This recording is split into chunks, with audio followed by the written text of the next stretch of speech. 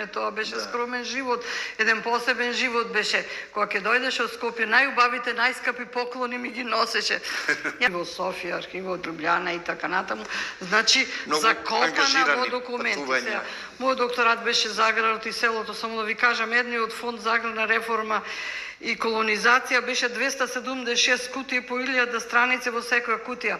Едниот фонд, а по 10-15 фонда сум гледала. Значи, телите беа многу похрабри. Предходница.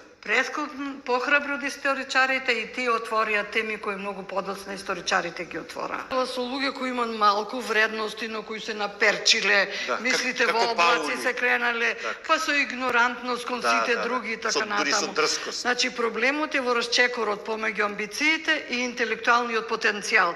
И тука тие големи фрустрации се јавуваат и кај научници ако сакате, и кај поети, и кај писатели и така натаму.